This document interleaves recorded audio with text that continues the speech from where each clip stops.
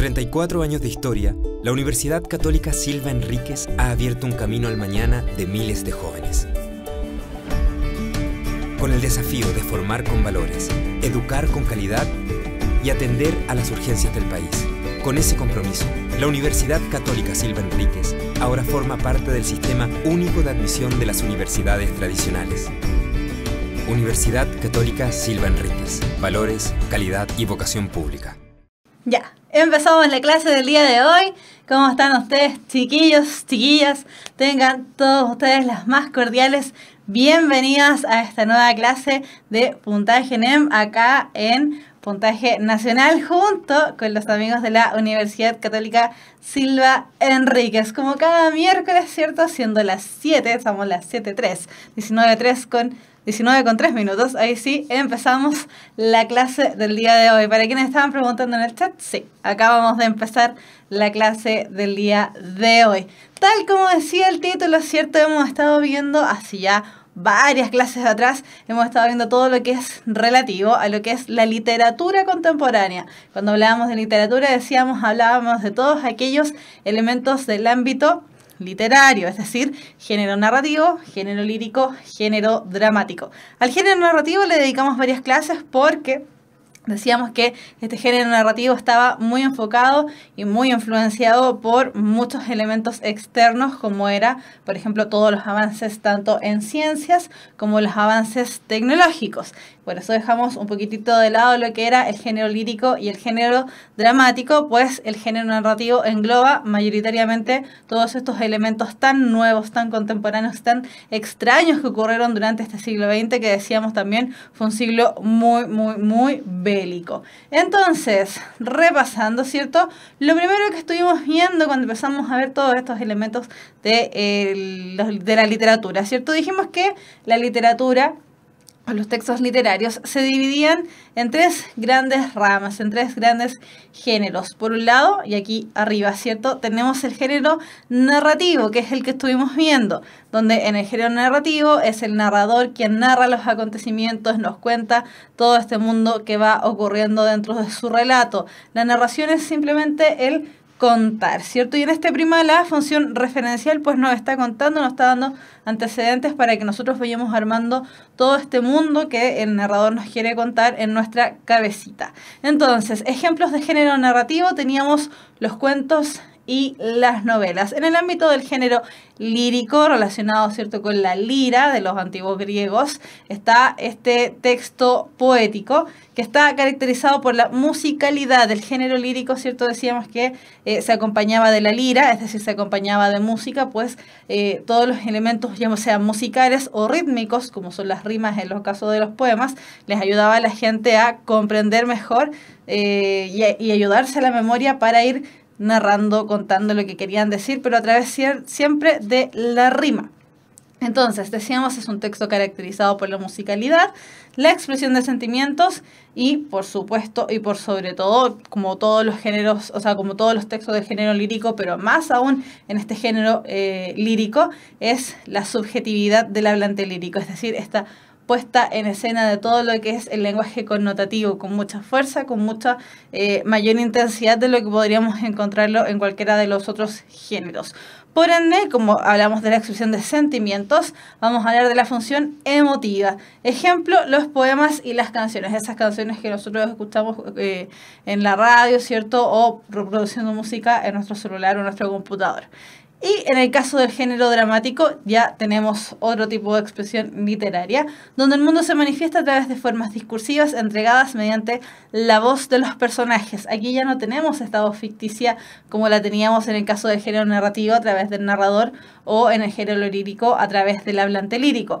En el género dramático son inmediatamente los personajes quienes nos van contando todas las peripecias que tienen que ir pasando. Y por eso tenemos de ejemplo en el género dramático las obras dramáticas, que no las vamos a confundir con obras teatrales, no son lo mismo, son muy similares porque en el caso del género dramático tenemos el elemento de la virtualidad teatral o la virtualidad dramática. Sin embargo, cuando hablamos de de obra dramática, vamos a hablar del texto escrito, ¿cierto? Y cuando hablemos de obra de teatro, vamos a hablar de cuando ya la estamos viendo representada en las tablas de un teatro. Entonces, dijimos que estuvimos viendo algunas innovaciones en la literatura. Este mapita ya lo vimos hace tiempo, ¿cierto? Porque estuvimos viendo elementos nuevos que se iban incluyendo en la narrativa. Pues decíamos que la narrativa eran todos los cuentos y novelas, ¿cierto? Y ahí teníamos que aparecía esta relación espacial distinta, donde por un lado teníamos la isocronía, donde el tiempo de la historia y el tiempo del relato eran el mismo, y las anacronías, donde el tiempo de la historia y el tiempo del relato eran distintos. Aparecían entonces los saltos temporales, ya sean hacia el futuro o hacia el pasado. Todos estos elementos nosotros ya los revisamos. Si ustedes lo quieren volver a revisar, pueden revisar las clases que ya se han subido a el canal de Puntaje Nacional. Pero estos elementos, a grandes rasgos, lo que queremos decir, ¿cierto?, es que todos estos elementos van en pos de estas nuevas creaciones que aparecen en la literatura del siglo XX, en estas vanguardias narrativas. Y son precisamente ellas las que a nosotros teníamos, ¿cierto?, que en el género narrativo se iban ampliando todas las posibilidades a través de todas estas nuevas técnicas, y ocurre lo mismo tanto en el género lírico como en el género dramático. Vamos a partir con el género lírico. Vamos a revisar a grandes rasgos su estructura tradicional, porque es la tradicional, es la que siempre nos han enseñado en el colegio, la que, como decíamos, ¿cierto?, estas clases que son ya de cuarto medio, estos elementos supuestamente ya están, pero más que ultra requete contra vistos prácticamente desde quinto básico en adelante. Entonces, la estructura tradicional del género lírico implica, ¿cierto?, esta estructura de un poema, donde tenemos verso, estrofa y rima. Cuando hablemos del verso, vamos a hablar de cada una de las líneas de las que está compuesta nuestro poema, que incluso nuestro poema puede estar compuesto de un solo verso, por ende una sola estrofa, y eso es el poema completo y san se acabó. También decíamos que este verso también, así como el poema podía ser solo un verso, el verso también puede ser solamente una palabra. Y en el caso de la estrofa vamos a hablar de un grupo de versos cuando están separadas generalmente por un punto aparte, o también podemos decir que están separados por un cambio de ritmo, pero un cambio de ritmo notorio, donde las rimas ya sean muy disímiles. Y la rima, que es este elemento musical que a nosotros nos suena al oído cada vez que escuchamos un poema, es precisamente la cadencia musical que se produce entre dos o más versos. Cuando hablamos de cadencia, estamos hablando de la musicalidad, de la armonía, del ritmo que se produce cuando nosotros escuchamos un poema, que es exactamente el mismo ritmo que se produce cuando nosotros escuchamos una canción. Por eso podemos decir que las canciones también pertenecen al mundo de lo que es la poesía, o en este caso el género lírico. Sin embargo, ya en este siglo XX, que decíamos que es este siglo lleno de emociones, de sentimientos, de cosas trágicas, de cosas buenas, de cosas alegres, de toda esta vitalidad juvenil de la que hablábamos cuando estábamos viendo las vanguardias, ¿cierto? Tenemos innovaciones en el ámbito de lo literario, y las innovaciones parten desde el punto de vista de la poesía visual. Si se fijan bien en esa imagen, de hecho esa imagen ya es poesía visual. Se está jugando con el elemento de la palabra y el elemento de la imagen. Entonces, cuando hablemos de poesía visual, vamos a hablar de una forma experimental en la que la imagen predomina por sobre el texto. El texto aparece, sí, es importante que aparezca, pero no es lo más importante. El texto lo que hace es reforzar la imagen que se nos está presentando para precisamente darle cabida a todos estos nuevos elementos, estas nuevas técnicas que iban apareciendo dentro del siglo XX, para darle más fuerza, más ánimo, más vitalidad y más juventud, ¿sí? Finalmente, cuando nosotros hablábamos de texto literario, ¿cierto?, ya sea narrativo, lírico o dramático, cuando estábamos viendo las vanguardias, decíamos que aquí la palabra que predomina por sobre todas, incluso por sobre la angustia existencial que existía en esa época, es la juventud. La juventud en este momento es la que la está rompiendo prácticamente en todas las corrientes literarias, en todas las corrientes artísticas en realidad. Entonces, desde ese punto de vista, los artistas, especialmente los artistas jóvenes, recorren la frontera entre los géneros y las artes. Es decir, se recorre la frontera ya sea desde el punto de vista de los géneros literarios, narrativo, lírico, dramático, como también en el caso de las artes, especialmente en el caso de las artes pictóricas. Y en esa arte pictórica incluimos también lo que es la fotografía. Por eso mismo, esta poesía visual está mucho más cerca de lo que es el diseño gráfico o de las artes plásticas que de la literatura. Se produce un entrecruzamiento, es decir, se produce un diálogo entre varias técnicas del punto de vista artístico. Lo que se denomina el día de hoy, ¿cierto? Podríamos verlo desde el punto de vista de la publicidad, por ejemplo, de la propaganda o de los murales. También podríamos decir que podríamos catalogarlos como poesía visual, estos movimientos de acciones poéticas, ya sea acción poética, por ejemplo, teníamos acción poética Chile, acción poética Colombia, acción poética Paraguay. Todos esos elementos también recurren al elemento de la poesía visual. Si bien tenemos un texto que podríamos considerarlo poesía, también genera el impacto de, por ejemplo, si bien tenemos distintas acciones poéticas a lo largo de Latinoamérica, también tenemos el elemento de que prácticamente las tipografías son similares y por eso podemos reconocerlas fácilmente en la calle.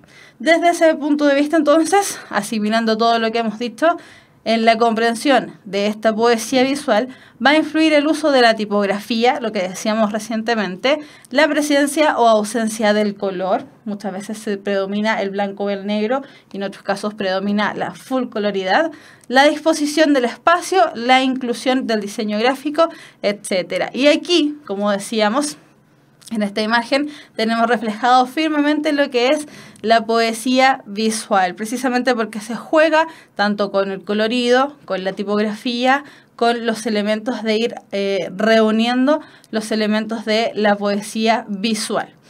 Desde lo que es la poesía visual, ¿cierto? Que decíamos que predomina la imagen por sobre la palabra, aparece el caligrama. Aparece este caligrama que probablemente cuando eran muy pequeños les hicieron alguna vez dibujar un caligrama en el cuaderno como tarea. Entonces, cuando hablamos del caligrama, vamos a hablar de este poema visual en que las palabras y la caligrafía forman la imagen de lo que se habla. Si bien esta no es una técnica meramente contemporánea, ya hay aparición de caligramas dentro de lo que es el mundo de la antigua Grecia, por lo tanto hizo un gran viaje espacial, o sea, temporal y espacial, a lo que es la literatura contemporánea, que decíamos que se englobaba dentro de lo que es el siglo XX. El caligrama toma fuerza, toma auge, toma un nuevo aire, podríamos decirlo, se renueva, se toma esta actitud juvenil del siglo XX y aparece nuevamente dentro de este mundo literario. ¿Qué artistas podemos destacar? Guillaume Apollinaire, una cosa así, francés, nada. Y también podemos destacar a el gran Vicente Huidobro, que es chileno, creacionista, y que él en su obra destacó muchísimo el uso de los caligramas porque desde el punto de vista de él, de su creacionismo, lo encontraba muy entretenido porque tomaba tanto del punto de vista la creación literaria como también la creación de una nueva imagen. Y precisamente el creacionismo lo que postulaba era crear todo de nuevo, crear todo desde cero, alejarse de la mímesis, como hablábamos en las clases anteriores, que decía esta imitación de la naturaleza. El creacionismo, especialmente Vicente Huidobro como máximo exponente y creador del creacionismo, trataban de alejarse de todo eso. Por eso mismo, ellos toman todos estos elementos que si bien eran antiguos y los trasladan a esta contingencia, a esta actualidad del siglo XX. Entonces, desde el punto de vista de Vicente Huidobro, tenemos este caligrama que se llama Japonería y es de Vicente Huidobro. Es uno de los primeros que él publicó acá en Chile antes de irse a otros países a probar suerte. Entonces, antes de ver nada, antes de leer nada, tenemos que aplicar técnicas de comprensión de lectura, técnicas para que nosotros nos ayuden, ¿cierto?, a ir mejorando nuestra comprensión en el ámbito de la lectura, ya sea textual como inferencial, que son los dos grandes niveles que podemos destacar en comprensión de lectura. Entonces, sin ver nada, sin leer nada, podemos decir, sí, esto se trata de un poema. ¿Por qué? Por la disposición espacial que posee. Pero esta es una disposición espacial que no solamente es la que nosotros conocemos de poema, ¿cierto?, que decíamos que era verso, estrofa, rima, y que la podemos diferenciar fácilmente de cualquier otro tipo de texto. En este caso, claro, decimos, bueno, hay versos, hay estrofas y probablemente debe haber rimas, porque estamos viendo un poema. Pero no solamente eso, por la disposición espacial también vemos una pirámide y una pirámide invertida. O también podríamos decir, vemos un diamante. Por lo tanto, ojo ahí, cuando nosotros ya empezamos a verle ciertas formas a los poemas, podemos decir simplemente y fehacientemente que se trata de un caligrama. Entonces, este poema dice así: Tesa, la bella, gentil princesa, es una blanca estrella, es una estrella japonesa. Tesa es la más divina flor de Kioto, y cuando pasa triunfante en su palanquín, parece un tierno lirio, parece un pálido loto, arrancado de una tarde estilo del imperial jardín. Si se fija, empezamos a notar cierta musicalidad, empezamos a notar cierta cadencia musical, que era lo que hablábamos acerca del ritmo. Aparece el ritmo especialmente al final, ¿cierto? En las últimas palabras de cada uno de los versos. Y después dice: todos la adoran como una diosa, todos hasta el Mikado, pero ella cruza por entre todos indiferente. De nadie se sabe que haya su amor logrado y siempre está risueña, está sonriente. Es una Ofelia japonesa que a las flores amantes, loca y traviesa, triunfante besa. Entonces, nuevamente vamos viendo, ¿cierto?, esta ampliación de lo que se nos va diciendo acerca de Tesa, que es la bella y gentil princesa japonesa, ¿cierto? Una ampliación, hasta que llega hasta cierto lugar, que parece un tierno lirio, parece un pálido loto, arrancado de una tarde de estilo del imperial jardín. Todos esos elementos a nosotros nos describen, básicamente, de lo que es Tesa. Y cuando ya va hacia abajo, se va enfocando en un elemento principal, ¿cierto? Ya se va enfocando a cómo ella se relaciona con las demás personas. Todos la adoran como una diosa, todo está el Mikado, pero ella cruza por entre todos indiferente. Que de nadie se sabe que haya logrado su amor, logrado, y siempre está risueña, está sonriente, es una Ofelia japonesa, Entonces, empezamos con una gran descripción de Tesa y terminamos con una pequeña descripción de prácticamente lo que es su carácter. Ahora, ojo, en este tipo de textos nunca podemos olvidar los títulos, no solamente en este tipo de textos, sino que en realidad en todos los textos. El título de este poema, el título de este caligrama es Japonería, por lo tanto, ya sabemos más o menos que vamos enfocados hacia el punto de vista del ámbito del mundo oriental, específicamente Japón, porque el poema se llama Japonería. Otro de los elementos del género lírico que presenta cierta innovación es el texto conocido como Cadáver Exquisito, que también acá en Chile tomó otro nombre y fue conocido como el Quebrantahuesos. Con cualquiera de esos dos nombres lo van a poder ubicar y bajo cualquiera de los dos nombres va a estar bien dicho. El Cadáver Exquisito y el Quebrantahuesos es exactamente lo mismo. El Cadáver Exquisito o el Quebrantahuesos es una técnica que empezaron a utilizar especialmente los surrealistas y que está asociada a la escritura automática de la que hablábamos cuando estábamos viendo el elemento de las técnicas desde el punto de vista de género narrativo. Entonces, ¿qué es lo que hacen cuando hacen un cadáver exquisito o un quebrantahuesos? Lo que realizan es precisamente un elemento como la imagen que está aquí, como el dibujo que está acá. Doblan un papel, pongámonos, lo doblan en 7 partes. Uno de los artistas hace un dibujo, el otro artista da vuelta el papel, continúa lo que él supone va en el siguiente dibujo. Otro artista da vuelta el papel nuevamente en una cara donde no haya nada y sigue dibujando, y por eso terminamos con una imagen como la que tenemos acá, donde las partes parecen prácticamente inconexas una de otra. Tenemos claramente en la parte de arriba la figura de un ser masculino y otro femenino. Después, a continuación, una especie de brazos bien extraños, porque no vamos a decirlo de otra manera, incluso una mano muchísimo más grande de lo que es la otra, con unos elementos bélicos. A continuación tenemos su torso, la parte de abajo ya se desfigura un poco, podríamos decir que podrían ser sus genitales, pero la verdad es que no tengo certeza de que ello podrían ser.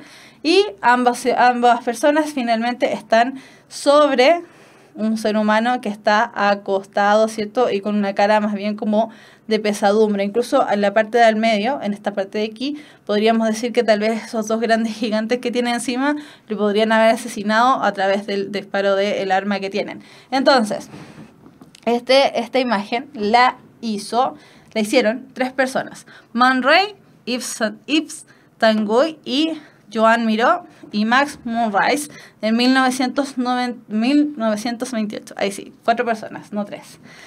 Ya, entonces, por eso decimos que este cadáver exquisito o este quebrantahuesos es un juego de palabras a través del cual se crean maneras de sacar de una imagen muchas otras más. Es decir, en este caso tenemos un cadáver exquisito o un quebrantahuesos de índole más bien del ámbito pictórico, ¿cierto? Es un dibujo.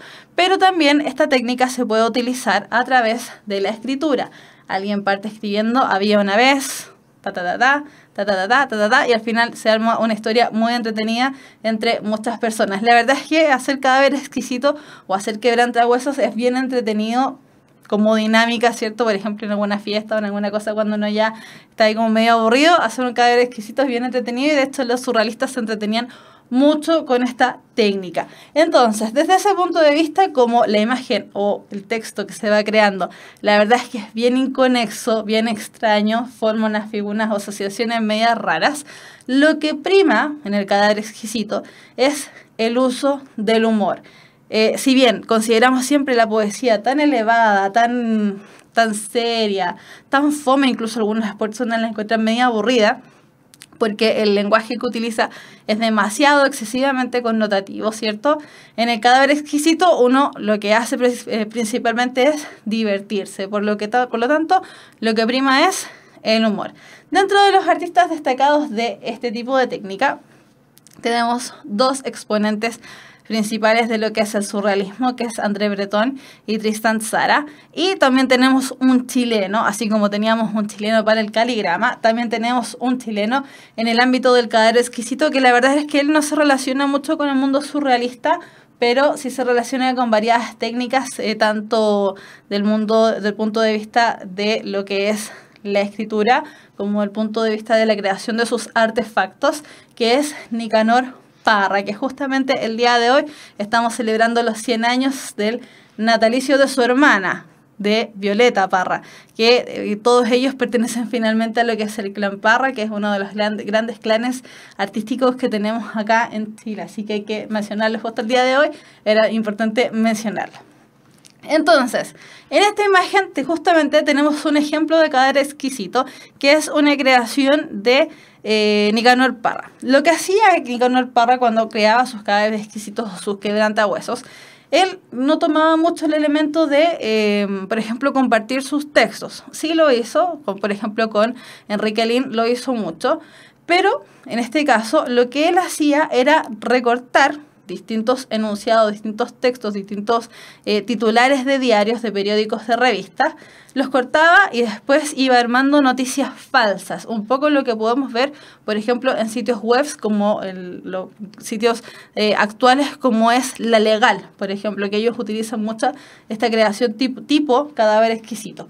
Entonces, ¿qué es lo que hacía él? Como decíamos, Nicanor Parra recortaba textos, noticias, diarios, imágenes de revistas y las iba pegando en un fondo y creaba noticias falsas y relativamente chistosas, porque los enunciados finalmente iban creando unas cosas medias extrañas. Por ejemplo, alza del pan provoca otra alza del pan. Absurdo, incoherente, medio chistoso. Senador está en serios aprietos. Será vendido a trabajadores de la Pampa. Continúa sin víveres los carabineros de Chile. Héroes de la paz atentaron contra la vida de Pío XII. Entonces, ¿qué es lo que hacía él? Básicamente recortaba periódicos, diarios, y los iba pegando, generando reacciones medias inconexas, medias incoherentes, pero finalmente con eso hacía tanto una crítica social como también se reía de las personas que nombraba en sus textos. Ya, entonces, terminando ahí con lo que son las innovaciones en el género lírico, nos vamos al ámbito de lo que es el género dramático. La estructura tradicional, es decir, esa estructura que a nosotros nos cuentan en el colegio, esa que anotamos alguna vez en el cuaderno, ¿cierto?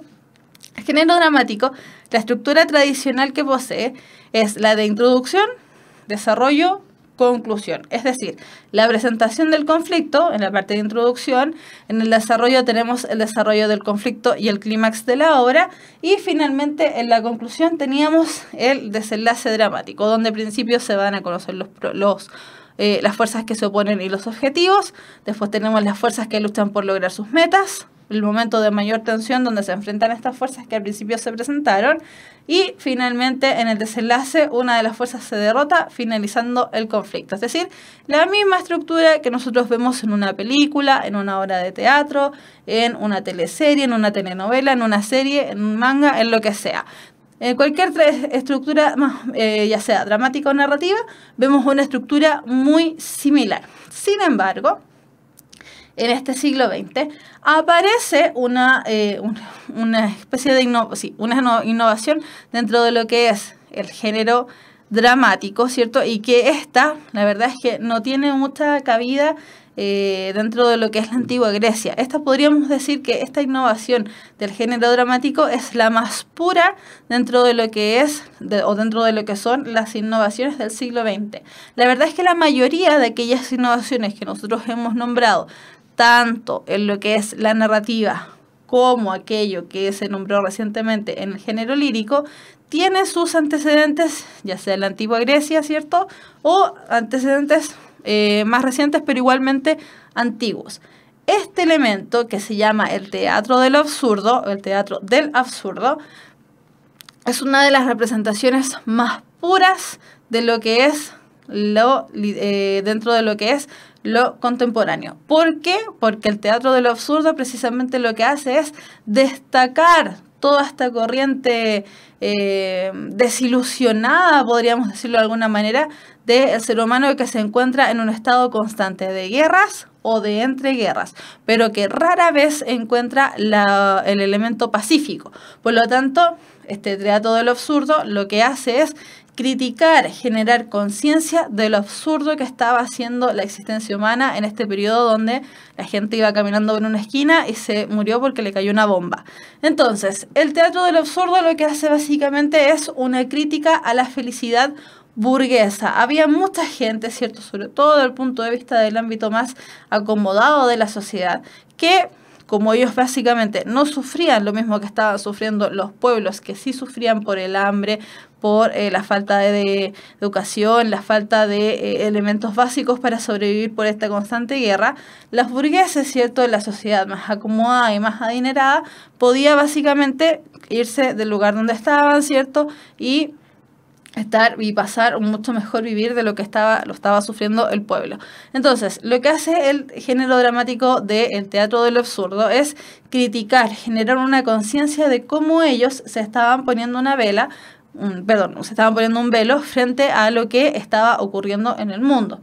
Entonces, el teatro del absurdo lo que hace es rechazar el teatro tradicional, que es el que nosotros conocemos y el que nos enseñaron en el colegio, ¿cierto?, en lo que es la caracterización de los personajes, la estructura clásica, las tramas y la comunicación dialogada. Nosotros hemos dicho, ¿cierto?, que en el ámbito del género dramático lo que prima es el diálogo, pues a través del diálogo nosotros podemos conocer a nuestros personajes, saber a lo que se están enfrentando, conocer su conflicto y entender cómo se va a desarrollar y desenvolver este conflicto.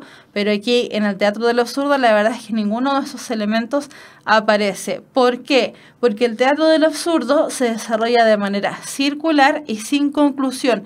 No hay una presentación de los personajes, no hay un desarrollo del conflicto, no hay un clímax, no hay un desenlace, todo es circular. Podríamos decir que es un teatro más bien planito, porque no hay ninguna manera de nosotros podamos decir, este personaje es así y representa tal cosa, este personaje es así y representa tal cosa. No, acá nosotros tenemos personajes que la verdad es que no son muy disímiles uno del otro.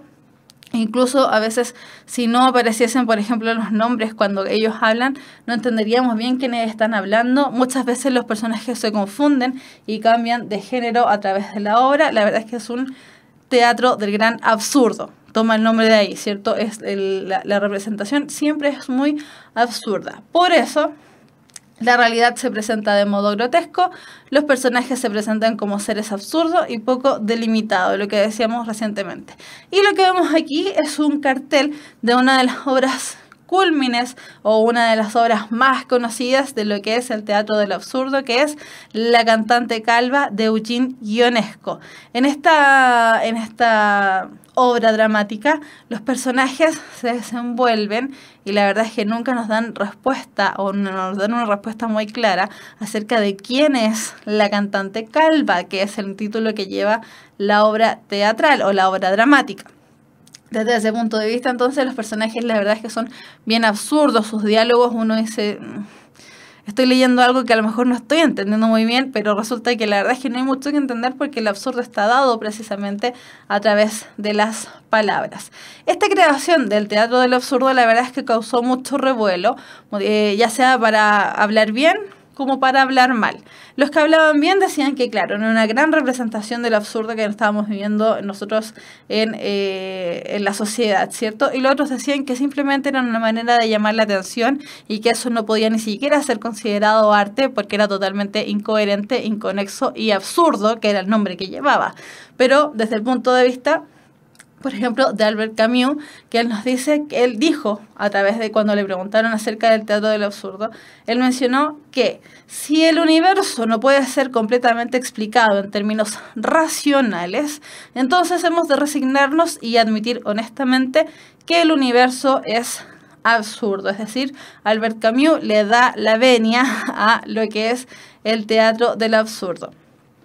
Este tipo de teatro decíamos que es uno de los grandes exponentes dentro de lo que es la literatura del siglo XX porque nace y tiene su auge precisamente en esta época y nace a partir de estos elementos que vemos acá, que son las bombas atómicas tanto de Nagasaki como de Hiroshima. El teatro del absurdo nace a partir del término de la Segunda Guerra Mundial prácticamente, es decir, nace, podríamos decir, a partir de la década del 50 y 60, que es donde tuvo su gran auge, y también lo tuvimos acá en Chile en representación con la obra El cepillo de dientes de Jorge Díaz en 1961. Eso no quiere decir que ya no se haga más teatro del absurdo, se sigue haciendo, pero la verdad es que ya no tiene el auge que tuvo en esa época donde todo el mundo le llamaba la atención toda esta cosa media vanguardista y media extraña. Otro de los exponentes que podemos nombrar, que ya nombramos a Eugene Ionesco con La cantante calva, es a Samuel Beckett con Esperando a Godot de 1952. Y aquí, y de esto me voy a desaparecer para que lo podamos leer y nos podamos dar cuenta realmente de lo absurdo que es. Tenemos precisamente fragmentos de lo que es la obra literaria de La cantante calva de Eugene Ionesco. Estoy viendo, antes de leer lo que aparece ahí, estoy leyendo que hay preguntas en el chat, chiquillos, así que tranquilidad, vamos a responder esas preguntas. Terminando la clase, respondo las preguntas que están ahí en el chat.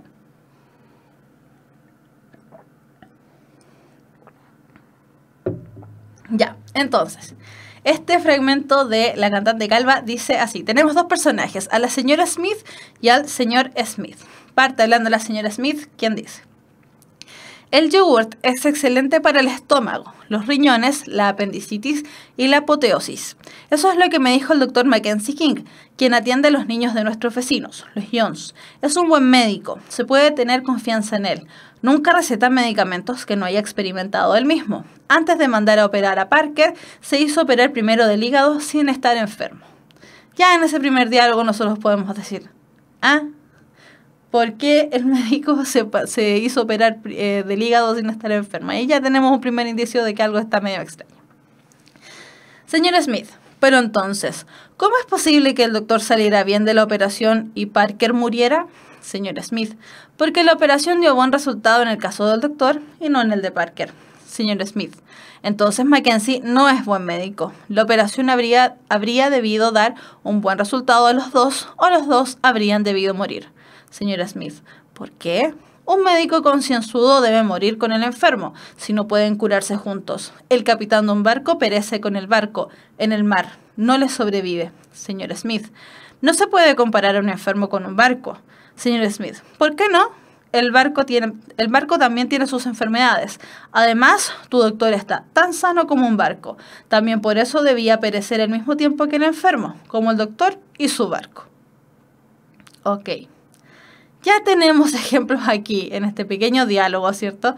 Que algo raro está pasando. De partida, ¿cierto? Que la señora Smith diga que el yogurt es bueno para la apoteosis. La apoteosis no es una enfermedad. Partamos por ahí. Después, que el doctor, ¿cierto? Se hizo primero operar, sin estar enfermo, se hizo operar del hígado para poder salvar a esta persona Parker.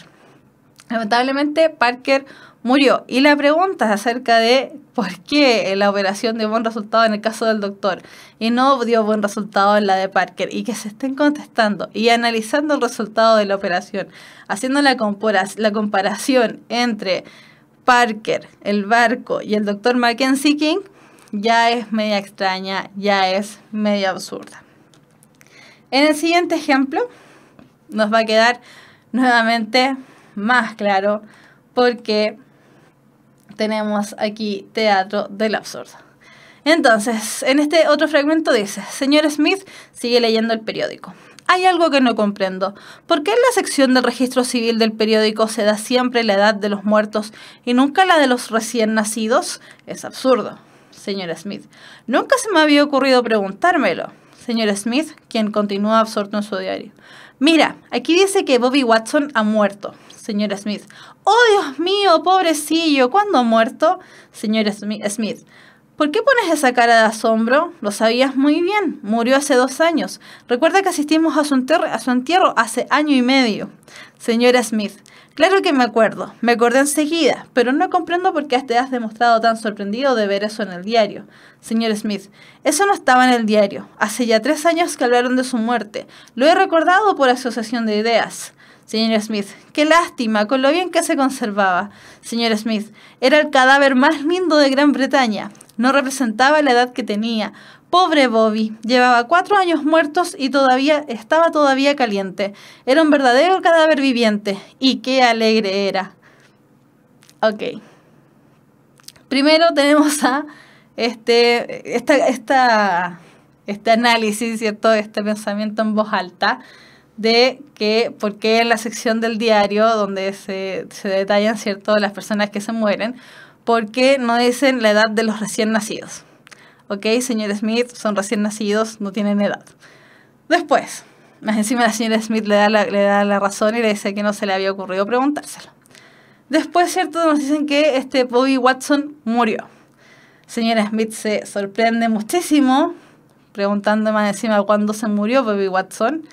Señor Smith le responde que Bobby Watson se murió hace 2 años y asistieron al entierro hace año y medio. Es decir, el pobre Bobby Watson pasó 6 meses sin entierro.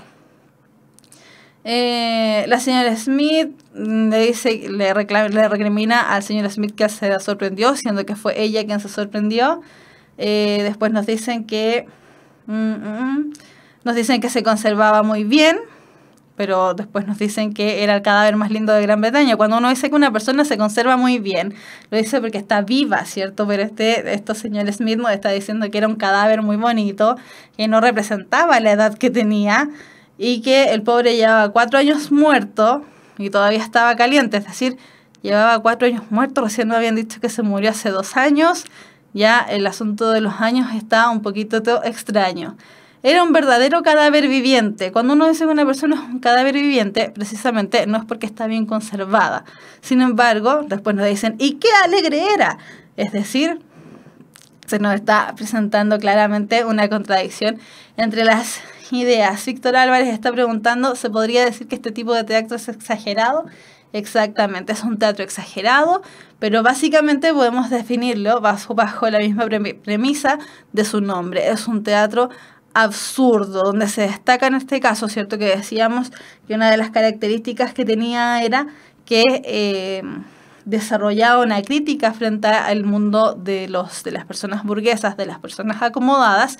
Podríamos decir que el señor Smith y la señora Smith eran personas precisamente que correspondían a estas características de burgueses acomodados y por lo tanto, como no estaban en ningún contacto real con el mundo, tenían este tipo de diálogo bastante absurdos, bastante incoherentes, inconexos, donde las ideas incluso se las celebran uno al otro, cuando son ideas bastante poco prácticas, ¿cierto? Por ejemplo, en el caso del señor Smith, que nos está diciendo que se está preguntando que por qué se da la edad de los muertos y no la de los recién nacidos, o en el caso anterior cuando se hablaba acerca de que el doctor tiene que morir junto con su paciente si es que el doctor no lo salva. Básicamente eso tenemos con estas innovaciones del género dramático, con lo que es el teatro del absurdo. Una de las representaciones más puras, más claras, acerca de lo que es este sentir de lo que es de lo que es la literatura del siglo XX, esta literatura que toma temas como el absurdo de la existencia, la inabarcabilidad de lo que es real y lo que no es real, esta constante corriente de ir innovando, de ser vanguardista y de tener todos estos elementos de la magia juvenil. Bien, nos vamos a la actividad ya para luego contestar todo lo que son sus preguntas que están en el chat. Entonces, nos vamos a la actividad. Son 3 preguntitas referidas a lo que hemos estado viendo ya desde hace varias clases con respecto a lo que es la literatura contemporánea. Entonces, 1. Con relación a la literatura contemporánea, ¿cuál de las siguientes características es falsa? Es decir, nos van a presentar un montón de asociaciones verdaderas y solo una de ellas es falsa. 1. Me equivoqué. Ya, 1. Alteración de la sintaxis y de la puntuación. B. Alta influencia desde el mundo de los medios de comunicación masiva. C. Uso de técnicas narrativas de alteración del tiempo. D. Uso de múltiples voces narrativas. E. Tratamiento solemne y elevado de los temas y personajes.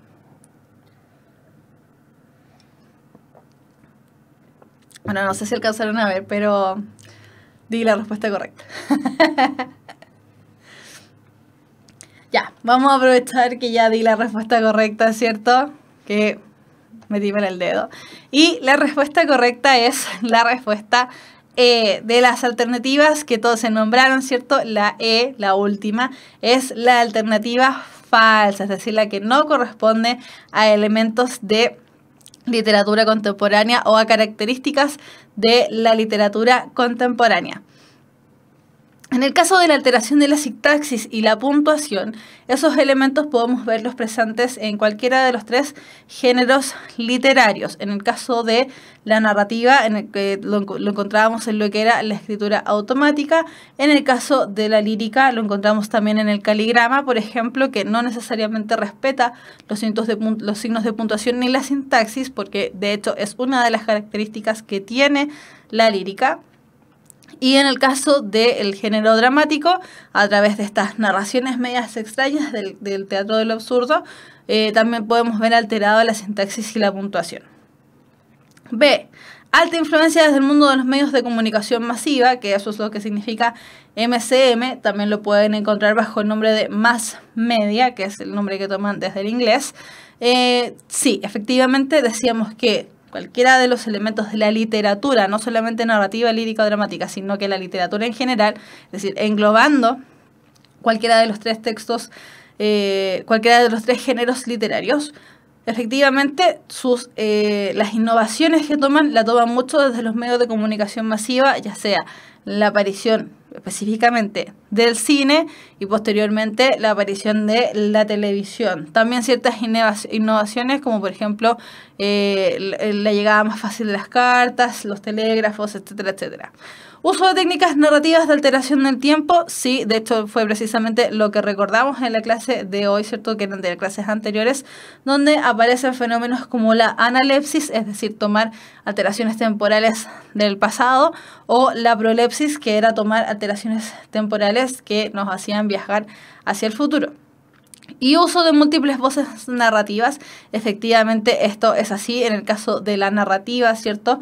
Muchas veces decíamos, es medio extraño, no podemos siempre diferenciar cuál es el narrador y cuál es el personaje, porque aparece, decíamos, en el caso de la narrativa, aparece la innovación del indirecto libre, donde hablaba tanto el narrador, contándonos lo que nos decían los personajes, como también aparece los personajes hablando ellos mismos sus propios diálogos. Desde ese punto de vista, entonces claramente tenemos múltiples voces narrativas.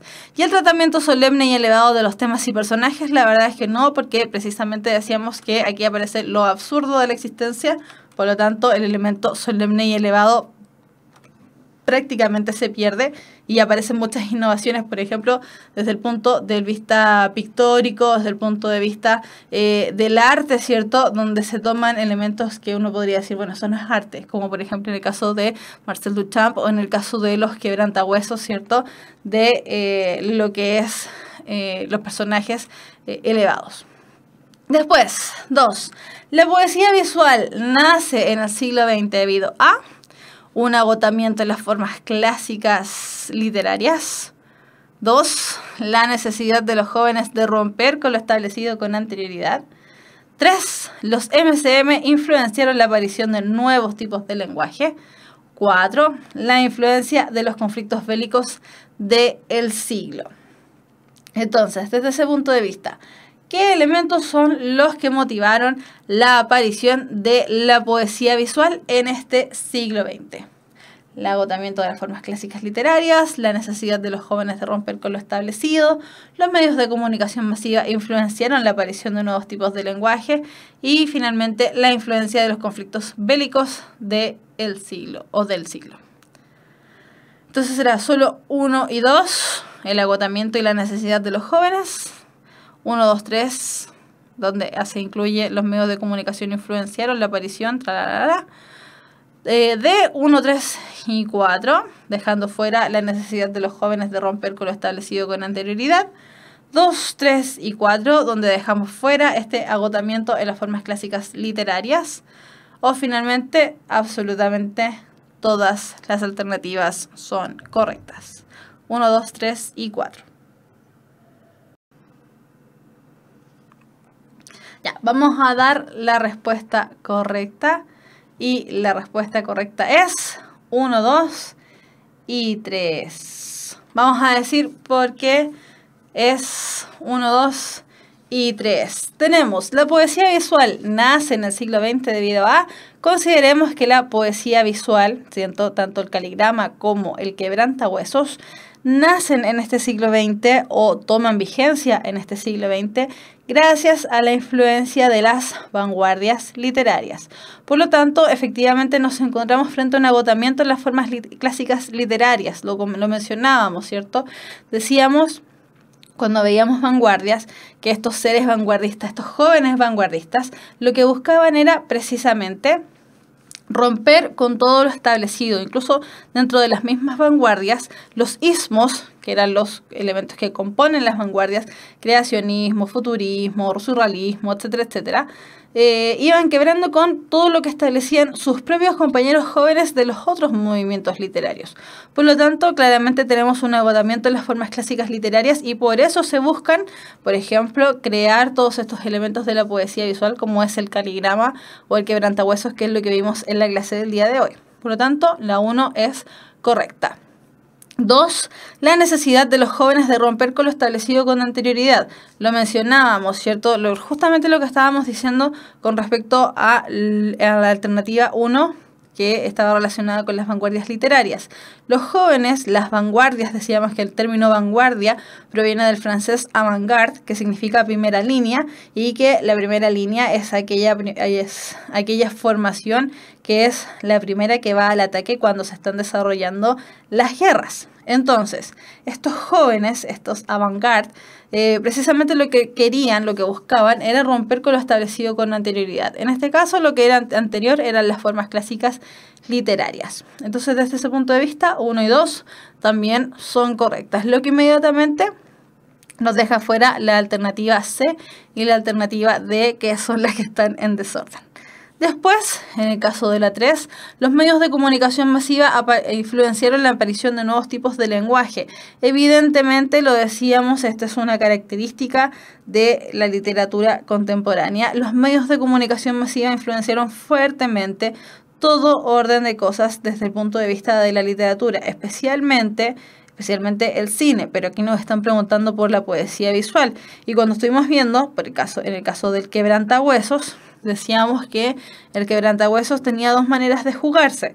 Tenía tanto la manera de la imagen, como también tenía la manera de el quebrantahuesos, el cadáver exquisito que hacía Nicanor Parra, que fue una de las exposiciones que realizó acá en Chile a través de sus quebrantahuesos, donde mezclaba elementos de tanto los periódicos como las revistas. Por lo tanto, esos dos elementos pertenecen a los medios de comunicación masiva y por ende pertenecen y tienen que ver con la poesía visual del siglo XX. Y finalmente, en el caso de la 4, la influencia de los conflictos bélicos del siglo, la verdad es que la poesía visual no nace por esos elementos. Si bien la influencia de los conflictos bélicos del siglo tiene que ver con los temas que toca la literatura del siglo XX, no es un elemento que tenga influencia en el nacimiento de la poesía visual, sino que es más bien los elementos relativos a las juventudes vanguardistas. Desde ese punto de vista, entonces, 1, 2 y 3 son las correctas. 4, la verdad es que es un distractor. Y nos vamos con la última, donde ya está nuevamente contestada la pregunta. El cadáver exquisito se caracteriza por el uso del humor irónico, lo habíamos mencionado, ¿cierto? Después tenemos B, formar dibujos con las palabras, la verdad es que eso es característica del caligrama. C, utilizar exclusivamente imágenes extraídas de otros formatos, no, porque decíamos que el cadáver exquisito también podía ser creado a través de imágenes o dibujos de los mismos artistas. Por lo tanto, no podemos decir que exclusivamente utiliza imágenes extraídas de otros formatos, porque también se puede dibujar para armar este cadáver exquisito. De ser los únicos poemas de origen chileno, no, incorrecto. Los únicos poemas de origen chileno podríamos decir que son poemas creacionistas, pero ni siquiera son exclusivos, ¿cierto? Porque si bien fue Vicente Huidobro quien fue el precursor de lo que es los caligramas y el creacionismo, aquí nos están preguntando por el cadáver exquisito, no por el caligrama. Y finalmente ser los primeros poemas de Pablo Picasso, no, la verdad es que ni siquiera mencionamos a Pablo Picasso dentro de lo que es la clase del día de hoy. Por lo tanto, el cadáver exquisito, la característica que tiene es precisamente el uso del humor, y específicamente el humor irónico con tono de protesta. Entonces, nos vamos a la última parte de la clase, que vendrían siendo sus preguntas, y que les dije, ¿cierto? Habían preguntas en el chat, así que vamos a aprovechar de contestarlas de inmediato. Isidora pregunta, ¿el lunes harán clases? Isidora, no creo que haya clases el lunes es feriado. Renzo, 1, 2, 3, 4, 2. ¿Qué tipo de narrativa hacían los trovadores? Lírica. Sí, los trovadores realizaban más bien una lírica que es más cercana a la épica, que es la narración de poesías. Desde este punto de vista, ya cuando nosotros empezamos a clasificar los poemas desde nuestro punto de vista ya más actual, podríamos decir que lo que hacen los trovadores efectivamente es una lírica, pero es una lírica enunciativa, donde se van contando cuentos, se van contando historias, por ejemplo en las églogas, donde se cuenta la historia de estos dos pastores, que no me acuerdo si se llamaban Silicio, no me acuerdo cómo se llamaban, pero eran dos pastores que estaban viviendo ahí su vida y estaban enamorados de no sé quién. Desde ese punto de vista es lírica, pero es lírica desde el punto de vista narrativo. Sí, ahí es una mezcla media extraña, pero tiene que ver con la aparición de estos fenómenos. Víctor Álvarez, ¿los grafitis también forman parte de eso? Ah, estábamos viendo poesía visual cuando Víctor preguntó. Sí, los grafitis también forman parte de lo que es la poesía visual, efectivamente. Los murales, el movimiento de los muralistas también tienen que ver con la poesía visual. Sí, efectivamente, los grafitis forman parte de la poesía visual. Ahora, considerando cierto el graffiti como expresión artística, no solamente el arte de dejar el nombre y hasta ahí llegamos. Ya estamos hablando de este graffiti muralista o graffiti tipo Banksy, una cosa así como en ese estilo. Lucía. Hola maestra, ¿cómo estás de salud y trabajo? Muy bien, muchas gracias. De salud no también, pero vamos tirando para arriba. Lucía, tengo una duda por eso.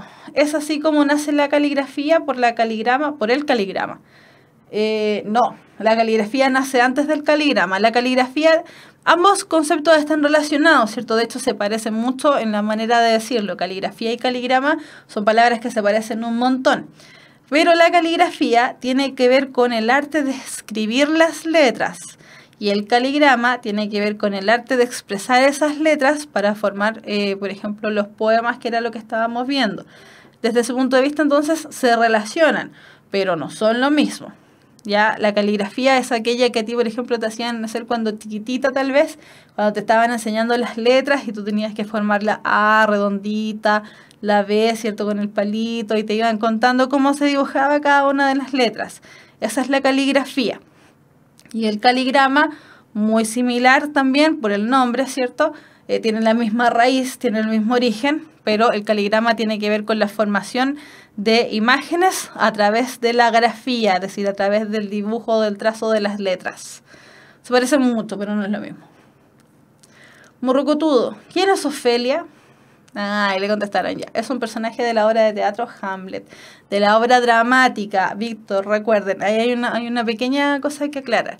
Obra dramática, obra de teatro, muy similares, pero tampoco son lo mismo. La obra dramática es el papel, lo que está escrito, y es previo a la obra de teatro, que la obra de teatro es la que se representa en las tablas. Por lo tanto, ¿quién es Ofelia? Es un personaje de la obra dramática llamada Hamlet de William Shakespeare. Ya pregunté, ya contesté eso del teatro del absurdo, si es el teatro exagerado. Sí, efectivamente, es un teatro bastante más exagerado. Y Lucía está mencionando que sus preguntas están más arriba y creo que las contesté ambas. Profe, ¿el concretismo forma parte de la poesía visual?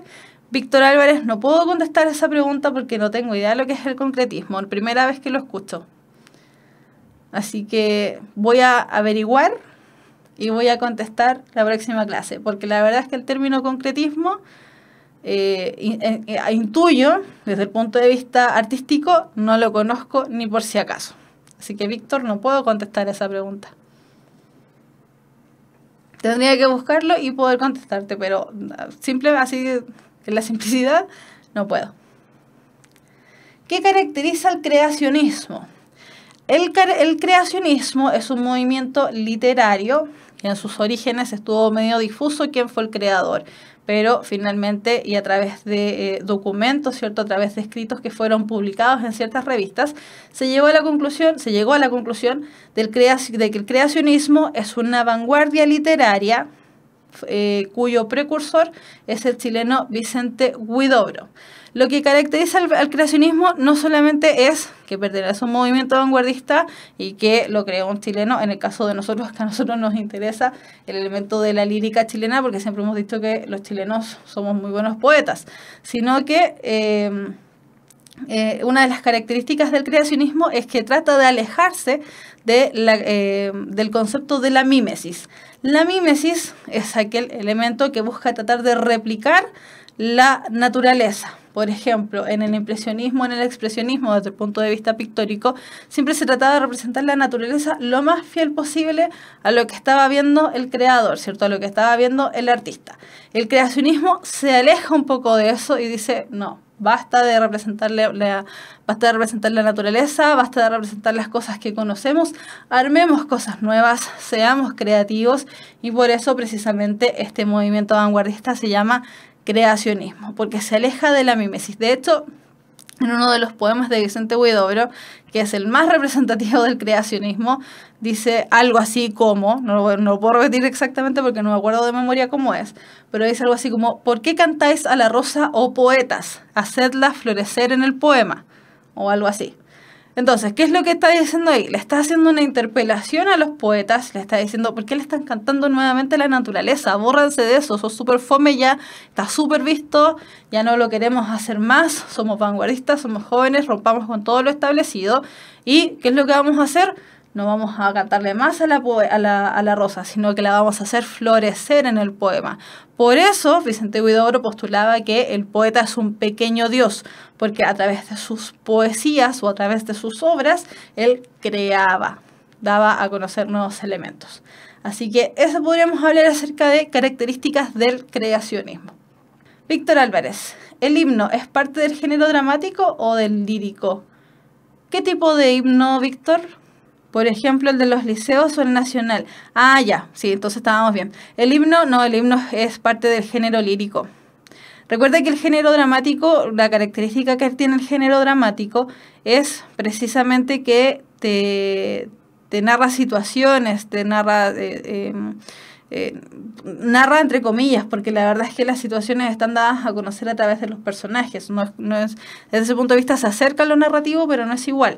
Entonces, desde ese ámbito, el himno forma parte claramente del género lírico. Tiene ritmo, tiene verso, tiene estrofa, tiene musicalidad, tiene todos los elementos del género lírico. Hablante lírico, temple de ánimo, actitud lírica, objeto lírico, etcétera, etcétera. Tiene todos los elementos del género lírico. Entonces, el himno es género lírico. Checho Cabrera, hola, me saludas. ¿Me puedes describir el lenguaje no verbal del género dramático? Ya.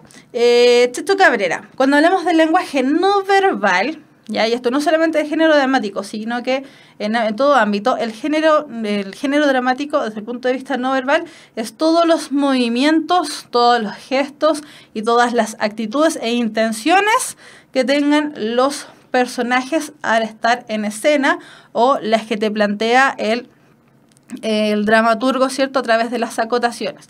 Entonces, si en las acotaciones el dramaturgo dice, no sé, Pepita, paréntesis, uso de distintas tipografías, generalmente una cursiva, se sienta, y después sale el diálogo de Pepita, el hecho de que Pepita se siente es parte del lenguaje no verbal. Entonces, no verbal, siempre nos vamos a referir a los gestos, actitudes e intenciones, porque también un gesto tal vez puede ser decir así como, pero al final no hizo nada. Entonces, la intención del gesto también es parte del también es parte del lenguaje no verbal. ¿Qué otros movimientos vanguardistas tuvieron importantes representantes chilenos? Jack Brainwasher.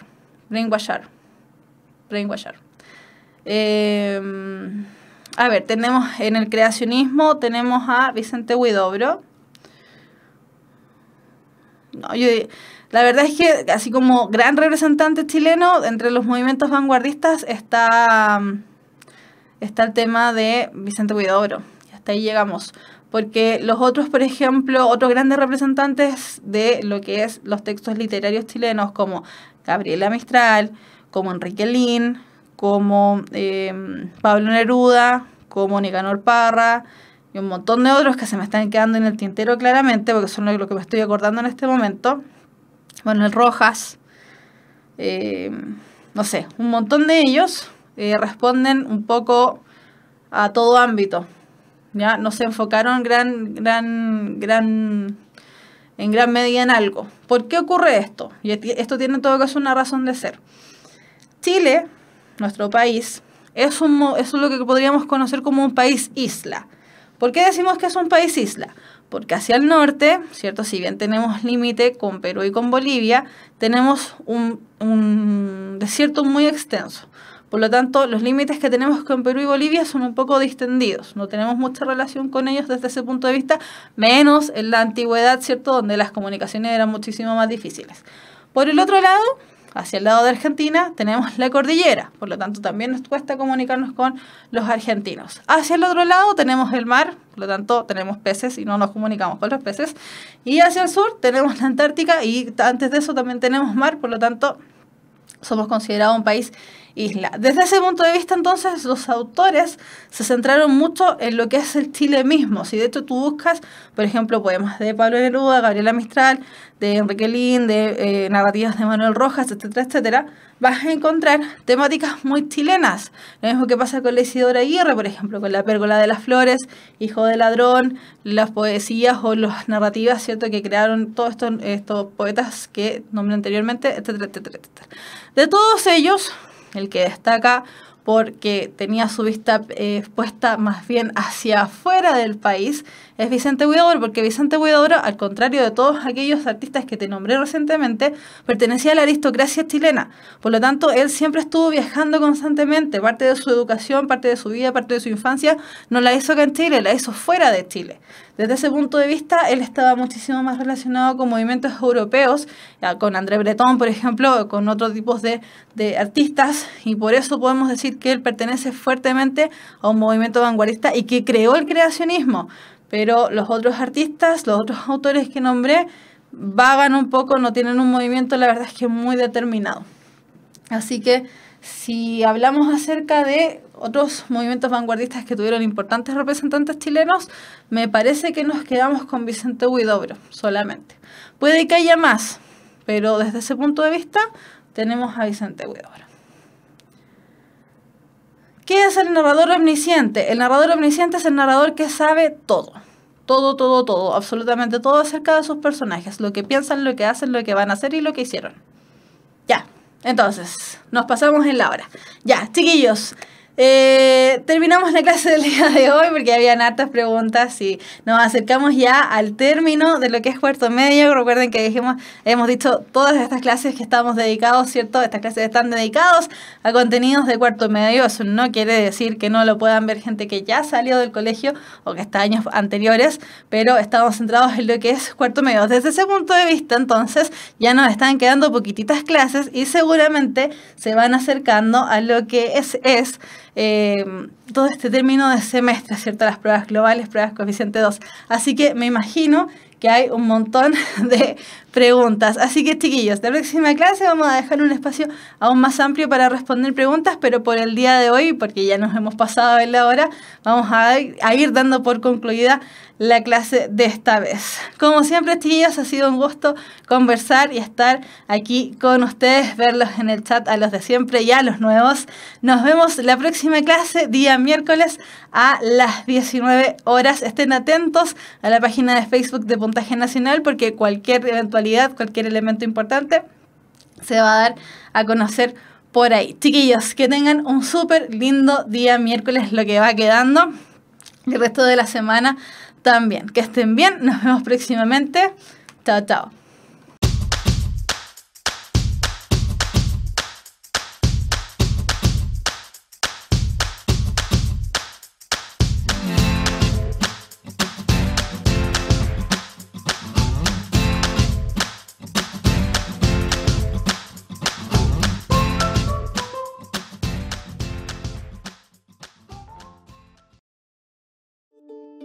Con 34 años de historia, la Universidad Católica Silva Enríquez ha abierto un camino al mañana de miles de jóvenes. Con el desafío de formar con valores, educar con calidad y atender a las urgencias del país. Con ese compromiso, la Universidad Católica Silva Enríquez ahora forma parte del sistema único de admisión de las universidades tradicionales. Universidad Católica Silva Enríquez. Valores, calidad y vocación pública.